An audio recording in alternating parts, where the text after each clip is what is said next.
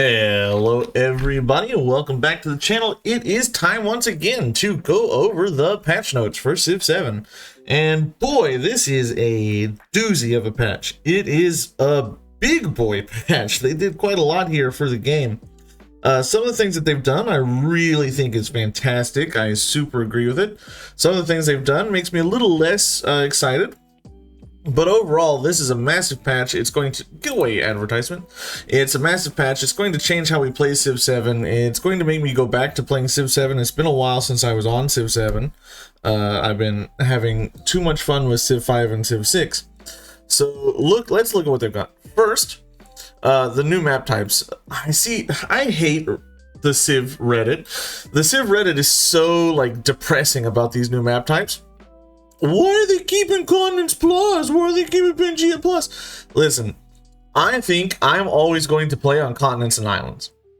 And this looks like a great map type. I like the way they've redesigned the whole map generation.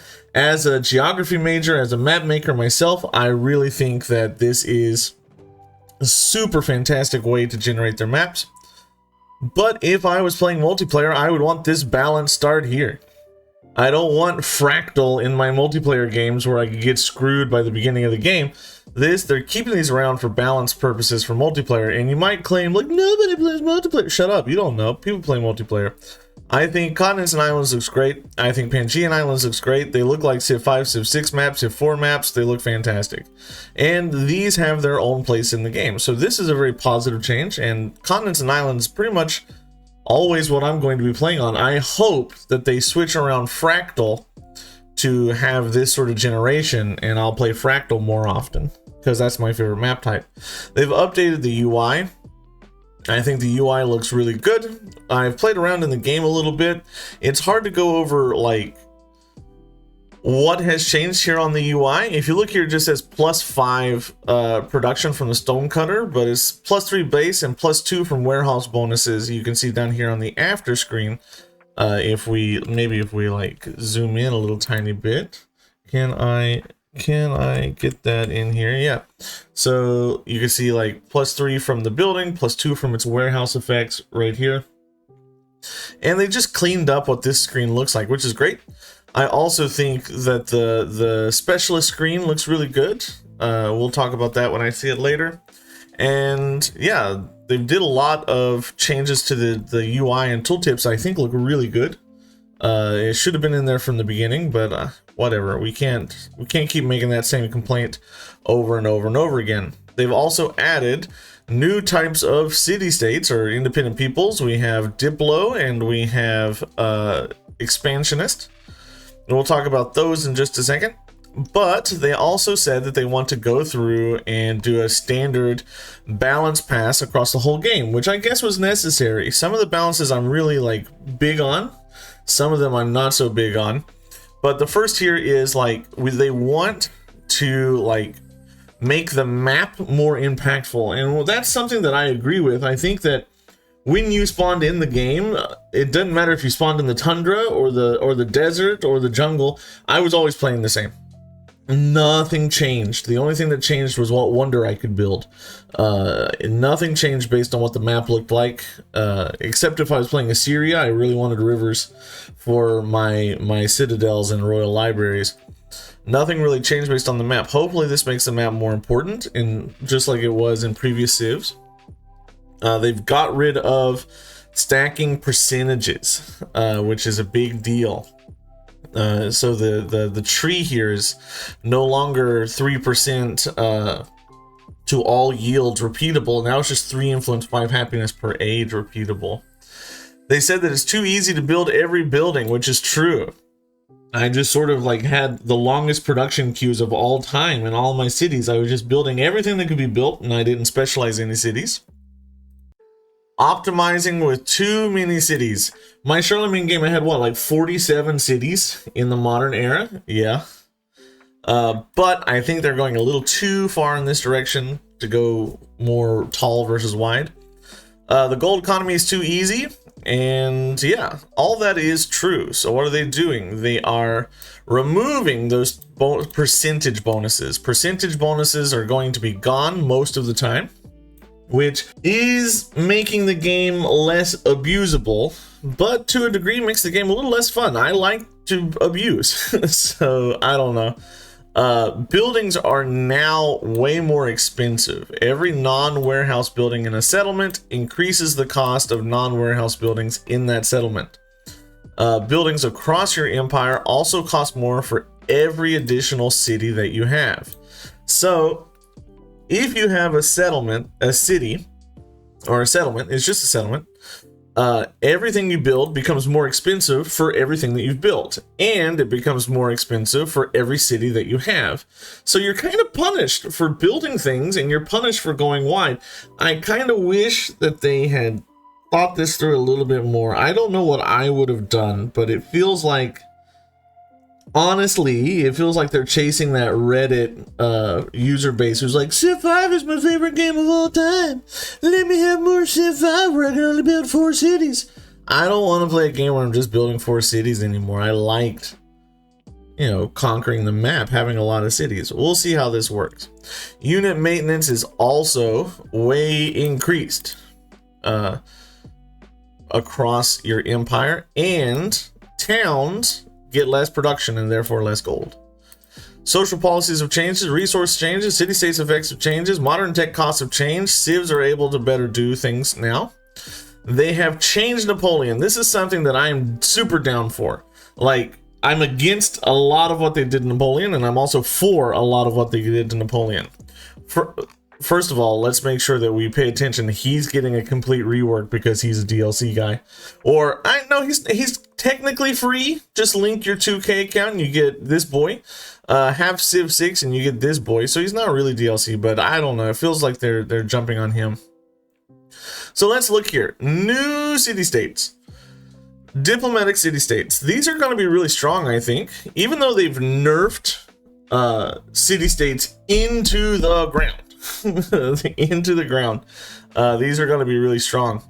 So whenever you befriend them, you know, like you used to get 25 culture, 25 or 50 science or gold. These guys give you happiness. Ashoka's going to want to grab these guys. Charlemagne's going to want to grab these guys.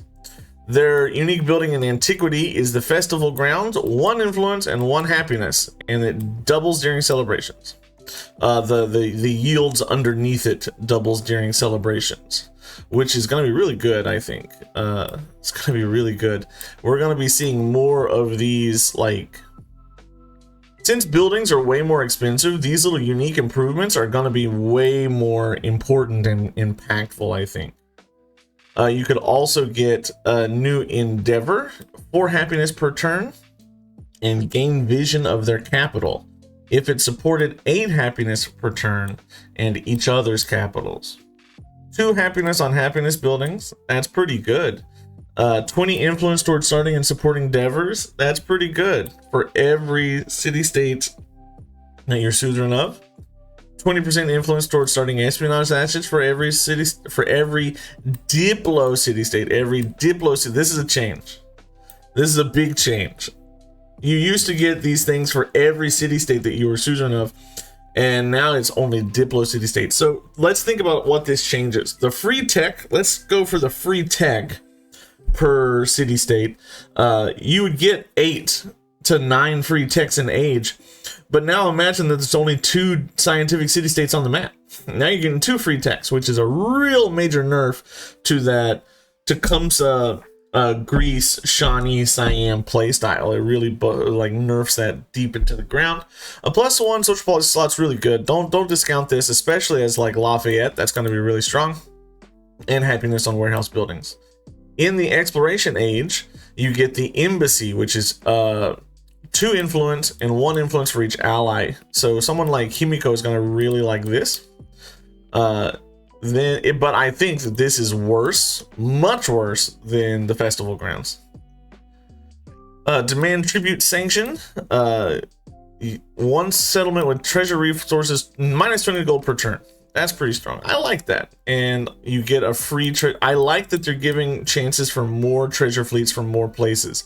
Positive, super positive on this. And if you notice, this isn't a community influence thing. The city-state is, but this thing isn't. 2 happiness on happiness buildings, that stays. 20% influence towards starting endeavors, that stays. 20% influence towards starting espionage, that stays. You know, they usually just do that. You get the +1 social policies slot. This is a Korean bonus. That's really cool. Market cross, 1 happiness on warehouse buildings, that stays. In the modern age, you get the circus, 6 happiness, 1 influence. Must have at least 15 population, 1 per settlement. This is really not very good. The modern age bonus should be much bigger than the antiquity bonus, and it really is not. You won't be building this. I don't think we will be building this at all. Go away, Steam. Ideological revolt. 1 city with a civ with an ideology on completion pillages 4 tiles. The AI is going to bother us so much with this. This is going to be the new raise partisans. It's gonna suck. And then you keep all the stuff from the previous ages. Let's look at expansionists. 1 population in the capital from befriending them. We're gonna want to grab these boys really fast. You also, the unique improvement, the Yakchal, 2 food. 1 food on farms and deserts. Must be built on existing an existing improvement in the desert. I mean, I don't think this is very good. I don't think this is very good. Yeah, no, I'm not a big fan of this. I am a big fan of +1 food on resources. That's the Mississippian bonus. That's really fantastic. +4 food on food buildings. I like that as well. +1 food in settlements for each expansionist city-state. Doubled in towns. That's pretty decent. Free settler in your capital is really good. +1 settlement limit is really good. So, like, you get really good bonuses here. No one's going to be taking this. This is like a... No, sorry, don't take that. Just don't take that. The exploration age unique bonus, +4 food, 1 science if built in a settlement following your religion, and there's no cap. This boy's great. This boy's really good. +1 food on resources is good. +4 food on buildings is good. 2 food in each settlement for each is good. Pop in your capital is good. Settlement limit is good. Modern age, the abattoir, 5 food, 1 food and -1 happiness for each abattoir. Happiness is not that much of a problem in the modern age, so food is much more important because you want to be stacking specialists. You can get more specialists. This is okay. I don't think this is fantastic. I think the exploration age bonuses are fantastic. I think this is okay. And then you keep all the previous things. Settlement limit in the modern age doesn't matter, so annexation, who cares about that? So they focus on city-states they feel that city-states are way too powerful, and we're encouraging suzeraning every city-state on the map instead of being strategic. So now they want to take that back and make us a little more strategic. Leaders like Tecumseh, Greece, and Siam get a nice boost since they count all city-states for their... Ooh, the new diplomatic and Spanish follow these rules, and leaders like Tecumseh, it was like Greece and Siam get a nice boost since they still count all city-states for their relevant effect. Okay, that's cool. That's cool. So militaristic city-states, 1 combat strength to ranged and siege units for each militaristic city-state. That's the change. It used to be every city-state, each militaristic city-state instead of every, each instead of every. Cultural, 5% production towards wonders for each cultural city-state. You'll see, right? Culture on culture buildings. We considered letting these building the old bonuses stack based on city-state type, but found that urban center towns became too powerful when this bonus got stacked, especially in early ages. Okay, so they also put in receive a free civic. It used to be 20% production towards temples for every city-state you're suzerain of, and 20% production towards museum. Yeah, I'd rather have the free civic. I'm just purchasing temples, I'm never building them, and I'm just purchasing museums, I'm never building them. So shrines to the Jinn in antiquity, this is always giving you a free civic, but it was per city-state when you suzerain a city-state. And then church hierarchy and ethnology just let you build buildings faster. But getting 1 free civic is better, I think. I think it's just better.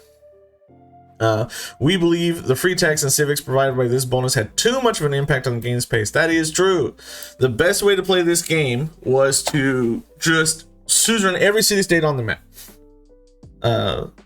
Also, as a silver lining, these bonuses can now grant any unlocked tech or civic, not always your cheapest one. So that's a good change. +1 culture on temples, now for each culture. 2 cultural museums, now for each culture. So you see those things. they're just focusing on the types of city-state that you're suzerain over, which is a return to previous styles. I really think that that is a positive change. I really think that is a positive change. And 2 science on science buildings instead of stacking per city-state. I'm a little bummed by that. I like the stacking on that, but we have to go through here. The strategic balance pass, I think it's a good thing that they're balancing the game. Hopefully they balance it in a positive way. All direct percentage bonuses to yields have been removed from the attribute trees, which I'm not the biggest fan of, because I think the attribute tree should be powerful. I just think we should get less attribute points throughout the game. Culture tree, instead of 10% culture in cities with a wonder, 4 or to +5 culture per age in cities with at least 1 wonder. That's a massive nerf. That's a massive nerf. Some cities in exploration, let's say that you have 2 wonders in a city in exploration age, and you have your pavilion. Or is it the pavilion? What is it? You have the kiln, and you have the thing after the kiln. I can't think of what it is right now, because I never ever build the darn thing. You have your kiln, and then the next building, and the kiln was giving you 2. Let's say you have adjacency bonuses. Let's say that your city was making about 70 culture per turn. I don't think that that's too unreasonable. With specialists and everything, you were getting 70 culture per turn. You would get 7. You know what? Actually, this is 10. So you know what? Maybe this is a boost to the early, and I think what this is doing is it's slowing down the modern age. They're just slowing down the modern age here. +10 culture per age for every alliance. Previously +10% culture for every alliance. 5 culture per age. Previously it was 5% total culture. I think this one was the one that was causing the big problem. So they changed these down. The Diplo tree was definitely the one that was causing the most problems across all the game. It used to be 3% towards all yields, but now it's just 3 influence and 5 happiness.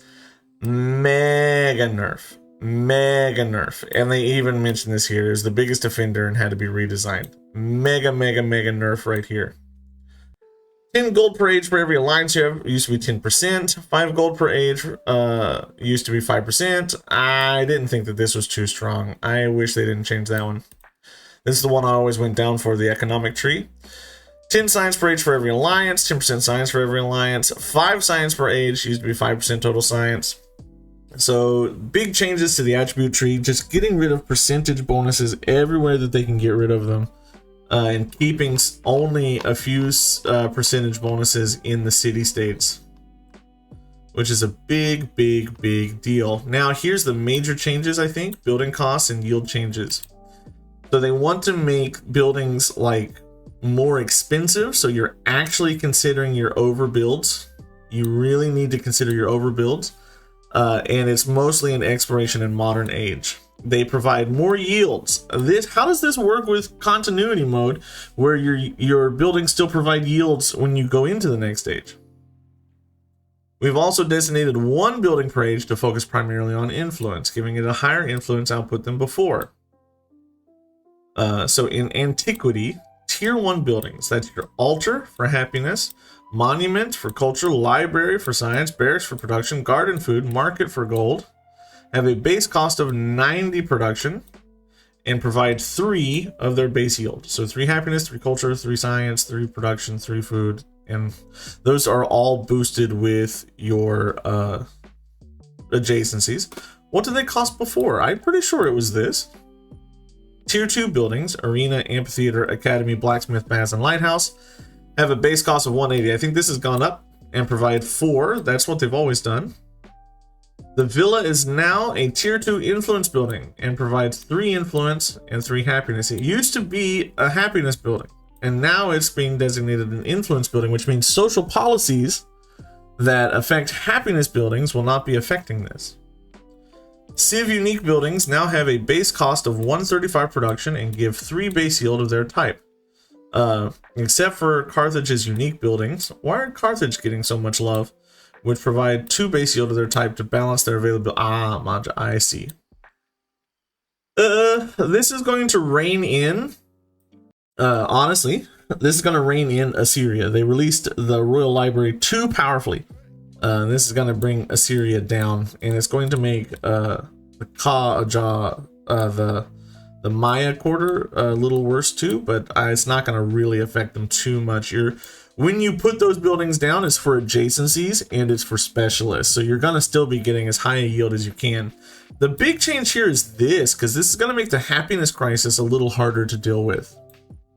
Exploration. Temple, Kiln, Observatory, Dungeon, Inn, Bazaar, and Wharf. Base cost of 200. 6 of their yield.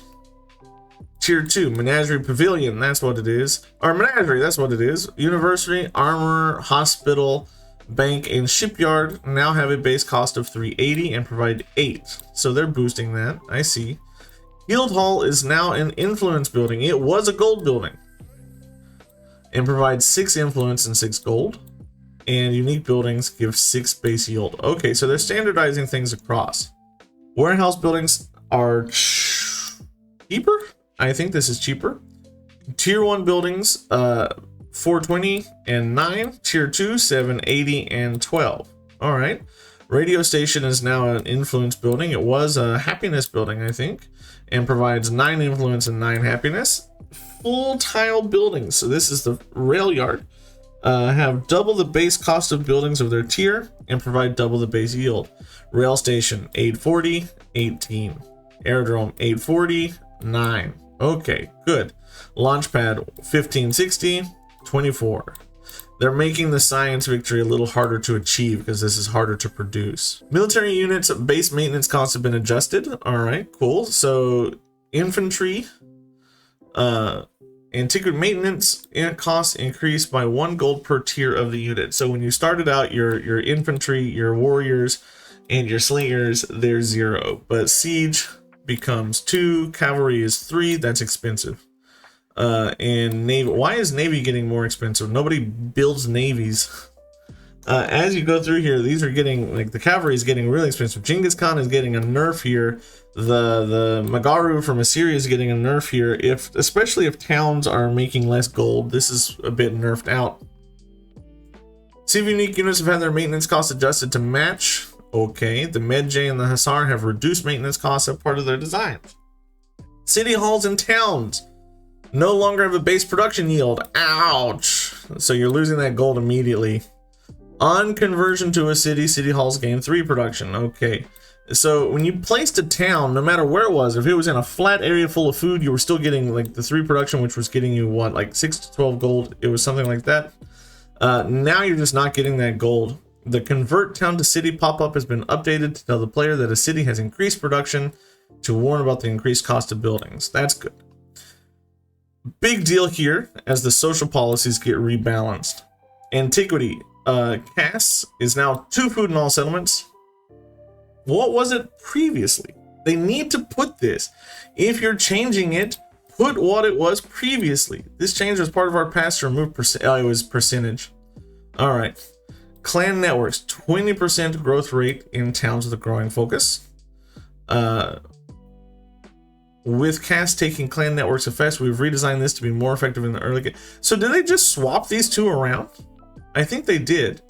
2 culture on culture buildings, 20% production towards culture buildings. They've added this 20% production towards culture and science buildings because culture and science are more, their buildings are more expensive now. So if you're focusing as for example, if you're focusing on building just culture buildings, if you slot that in, you're going to be focusing on only culture buildings instead of building everything.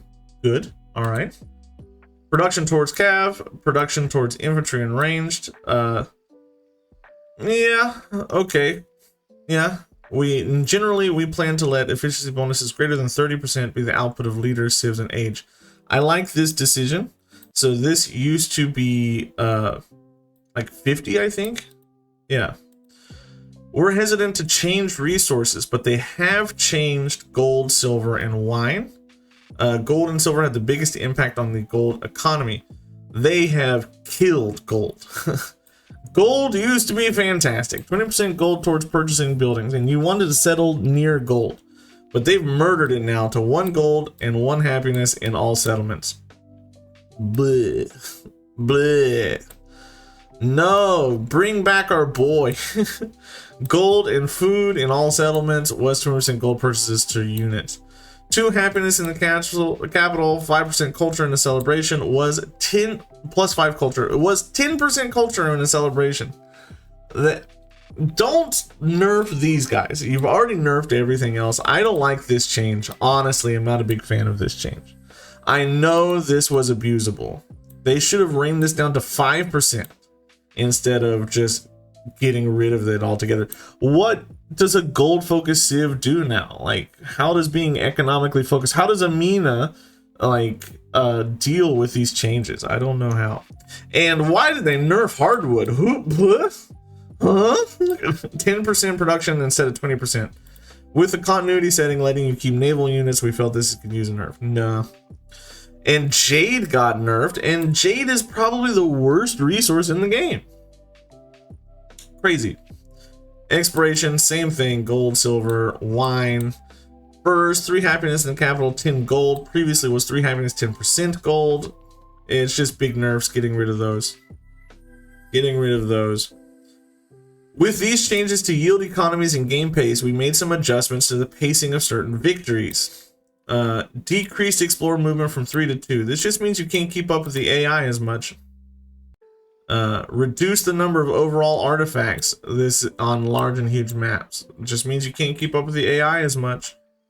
Scientific victory. Techs have been reduced. Because of the stacking percentages and free tech bonuses. This is huge. I'm glad that they're looking at tech costs and civic costs, because previously when they changed the building design and kept building yields into the next era, they didn't go through this like tech cost consideration. Economic victory. The cost of factory, rail station, and port buildings have been reduced. Cool. All right. So the AI will no longer avoid rejecting a denounce. All right. The AI, that doesn't change the fact that I'm just going to surprise war them. The AI no longer fails to add additional influence towards the befriend independent action, well, which makes them more likely to take independent people. All right. Walls from previous ages are now removed. Good. I'm sick of double stacked walls. Greater weight to the population of offered cities and peace deals. There'll be less. I just played a game as Napoleon where I got a 23 pop city for a war where I didn't kill a single unit, so that's pretty good. The AI will no longer pick the first available pantheon. Oh, is that what they were doing previously? I didn't even realize. Cool. AI no longer bypasses government celebration limitations and chooses the same one when entering a celebration. Didn't even realize that was a deal. Here's a community influence change for the age transition. In regroup mode, units will prefer to remain packed in the commander they were in before transition. This should have been what it was in the first place. Snow will no longer be missing on tundra tiles when transitioning. Good. Tundra started to look pretty ugly. Lyceum's legacy is +3 science yield on all quarters. Wasn't it that previously? What was the change? Put it in the patch notes. The hill fort can no longer be placed on any improved rural tile. No longer bypassed when players add multiple unique improvements. Good. This fixes the Shawnee thing. There's a few little boosts here that I'm not really gonna focus on. We're gonna jump down here to leaders. Napoleon Emperor. All basic sanctions are automatically unlocked, which means you can start like spying and doing things early in the game. 50% influence towards initiating sanctions, +5 culture and gold per age for each leader you have an active sanction on, except for denouncements. 1 combat strength for land units for every sanction you have active. So he is massively buffed right here. You can get +5 times 7. plus 5 times 7, and then plus 7 combat strength. It's massively buffed. I wish they would have kept the old remove this one, the remove trade routes. I know this wasn't like powerful, but why remove it, right? Why remove it? This just added a flavor that he could do this and nobody else could do this, and it's true to history. That's what the Continental system was. He was not Emperor de France. Oh, it was called the Continental system. Here it is. I wish they would have just kept this in the game and stacked it with this stuff, because I don't see any reason to remove this. They said specifically that it didn't have the impact. So why remove it? Why is it gone? I'm a little disappointed in that, but he is massively buffed with all of this. And Revolutionary Napoleon's even better. Plus 1 movement, he kept that. That was previously there. Defeating an enemy unit provides culture to 100%. That's boosted from 50%. And the first time each age that a war is declared against you, gain an army commander in your capital. Packed with 1 infantry, 1 cavalry, 1 ranged, and 1 siege. This is going to punish the AI for those early game wars, because you'll be able to get a cavalry unit before you normally could. You'll be able to get a siege unit before you normally could. If you can like sanction and bug and denounce and forward settle your first AI neighbor, you're going to get a powerful... This is a lot of free production. A lot of free production. I thought this was per civ, but maybe it's just per age. Less of a redesign was needed here, but data and feedback indicated you can still use a buff. That's true. Buildings from Catherine. Buildings with great work slots gain 1 additional slot. Has been updated to affect wonders. This is a bug that was in the game for a while that was irritating, and I like to see that they fix that. With our balance changes, we wanted to make sure that the leader and civ choices mattered more during gameplay. As we tested, we realized that the Abbasids were punching way above their weight. Huh? Really? The Abbasids, the civ that people have been talking about forever? So they're going to go with the Abbasids. 20% production towards constructing buildings and cities with at least 5 specialists. This is harder than 8 urban pop. So this just meant 8 buildings. Now you got a sync specialist, which is really good. It was 50% production towards constructing buildings, and now the bonus is even less. It's harder to obtain, and it went from 50 to 20%. So that's going to pull you back in a little bit, but it doesn't like... Also, like, honestly, who's actually building the buildings? You're purchasing them most of the time. 10% science in cities with at least 5 specialists. Previously, 15% science with at least 8 buildings, which was automatic. You would get that automatically when you moved into the exploration age. So, 10% science is a nerf, and it's harder to obtain. 2 science, 2 happiness in towns. Was previously 4 science in towns. Good nerf. 1 gold and 1 science for each resource assigned to cities with at least 5 specialists. So you really see that they're going for high population, high specialist cities. It was 3 gold and science for each resource for 8 buildings.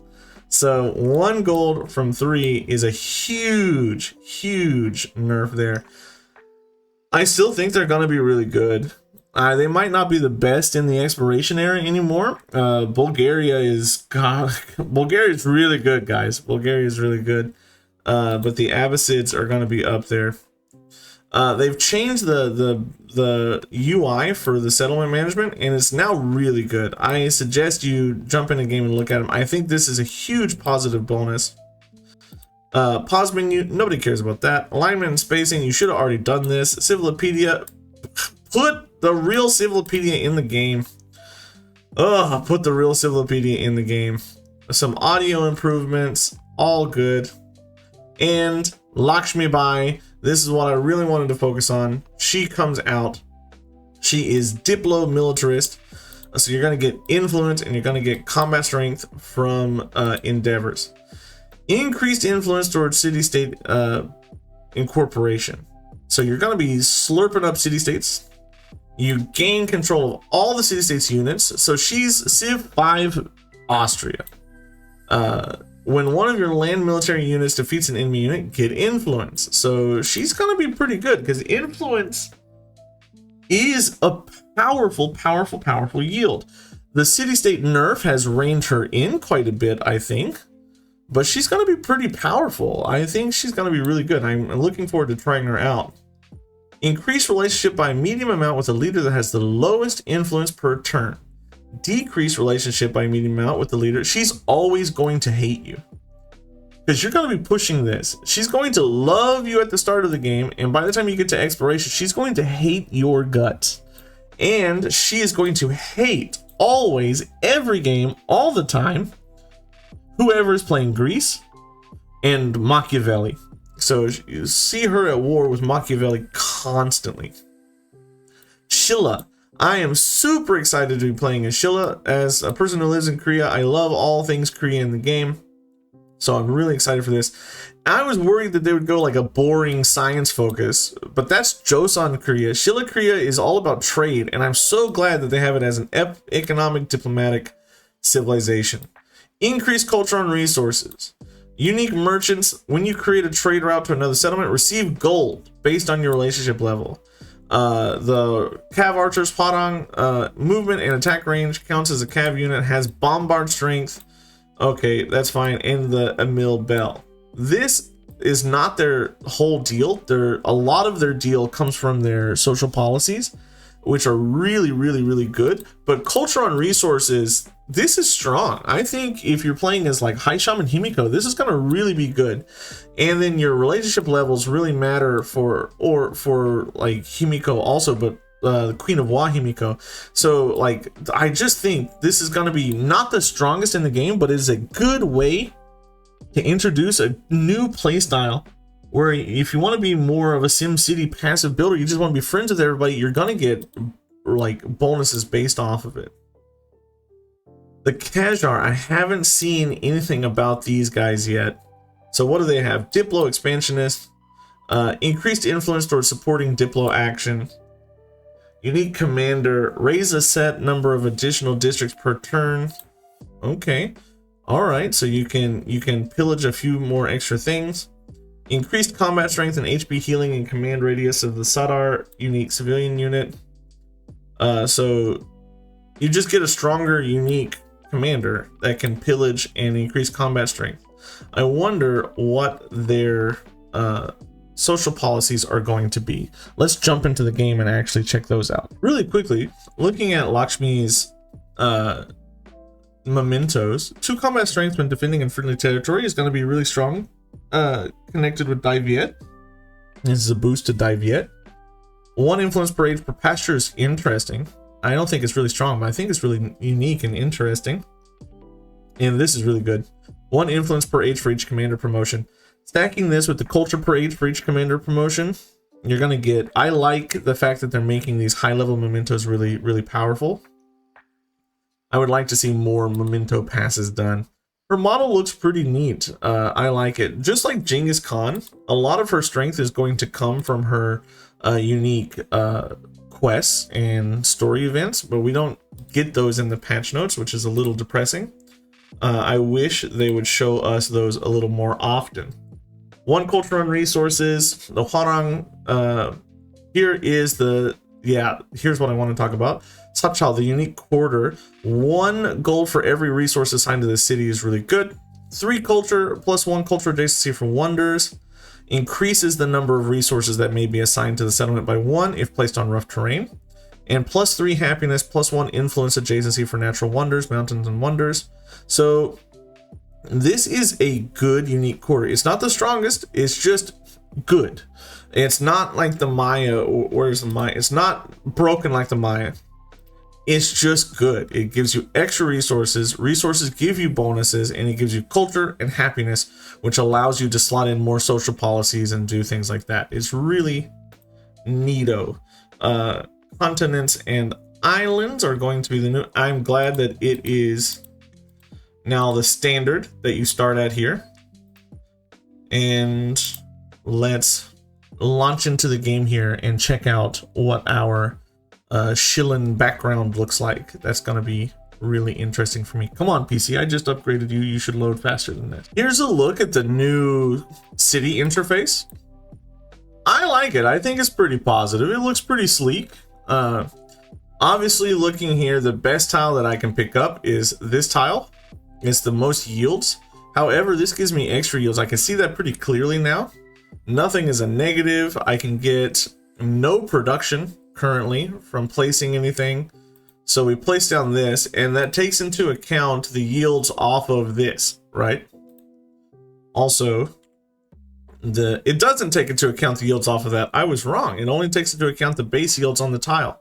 Also, I like Lakshmi's colors. They look really cool. All right, let's look at our unique civic tree. I like trees that are set up in this focus because you can go any direction that you want.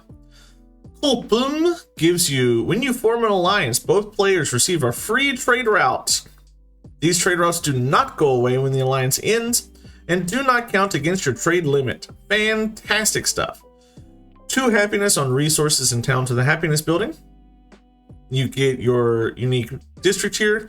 When you defeat a unit with a Hwarang, gain culture equal to 25% of the unit's strength. The Golden Road, 1 science for each imported resource. The Sangdaedung gives you the unique merchant that gives you 5 gold for a current relationship level with the civilization. Does not apply to city-states. I think that's pretty good. I think that's pretty good. It's an immediate boost of gold and then gold over time. The MLA bell is much later than you would get it in the tree.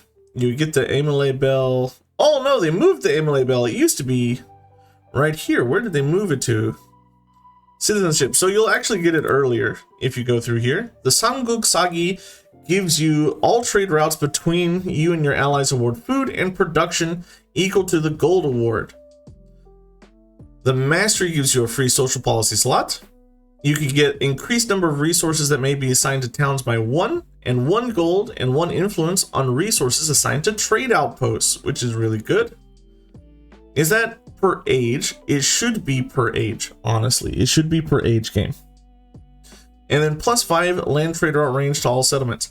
I don't think that they're going to be the most powerful, but the way I like to play the game, to like SimCity and then get all your trade routes up, they're going to be really good for that. I think that they're going to be a lot of fun. I'm happy to see that for myself personally. I'm happy to see. I also think that her model here looks pretty good. I'm okay with it. I like her colors. They have also updated the pause screen, so you can see all of this random map seed and your information here at the bottom. Good, we like to see that. The Qajars also get a bunch of things here. The Golem, a cavalry unit, 5 combat strength and 10 HP in the command radius of your unique general. This 10 HP healing is really good. 1 movement while raising a settlement, an additional district is raised. So it's just burning down, not pillaging. It's just burning down settlements. You can burn settlements down faster. Why would you do that in the modern age? I don't understand. Happiness and settlement limit doesn't really matter in the modern age. So maybe it's because of the new percentage increase on buildings, I guess. Your unique quarter, 10% culture and influence in the settlement when during a celebration, which really doesn't vibe well with your uniques here. 9 food, 1 happiness for gold buildings and wonders. And 9 happiness, 1 influence for culture and wonders. So you'll get a lot of happiness here. You get a lot of happiness here, but you're going to be burning down things and going to war. So I don't know. I don't know what I think about you, game. Looking at our civics, this is a very short civic tree. Very, very short civic tree.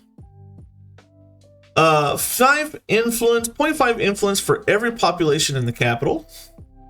That's not bad. That's not bad. We like to see that. The unique wonder, the Erem Garden, is 1 specialist limit in this settlement. That's pretty good. Where do we pick that up on the civic tree? Or is that it's in hegemony? So that's really early. When you support an endeavor, receive 200 culture, and the other player receives 100 gold. So you're weirdly diplomatic. 10 science and culture in the capital mint. Ah, here we go. This is why you're raising things down. 10 science and culture in the capital for every settlement under the settlement limit. This is your OCC Civ. This is your one city challenge Civ. So I can see a world where you're going like maybe Carthage into like Diviet into these guys. 10 food and production in the capital for every settlement under the settlement limit. Yeah, so you're stacking these things up. 1 combat strength for every 2 settlements under the limit to land combat strength units. Okay. Commanders stationed in a district provide 15 happiness. Ah, so that's going to like, I see. And that's going to boost your 10% culture and influence when in a celebration. I can see how this works. I don't think they're gonna be fantastic. I think they're gonna be okay. But I can see how this works. How do you unlock them? I should have checked that. They're not that hard to unlock. Have 1 settlement with at least 5 specialists. You're definitely gonna do that in Exploration Era. So they're not that hard to unlock. You also get them by playing as Xerxes, as Persia, or as Assyria. Yeah, they're going to be super available in almost all your games. I don't know if you want to play them in all of your games, but they will be like available for you to play in all of your games. So yeah, that's what I think about the new civs. Silla is going to be like upper mid-tier. Qajar is going to be super mid-tier.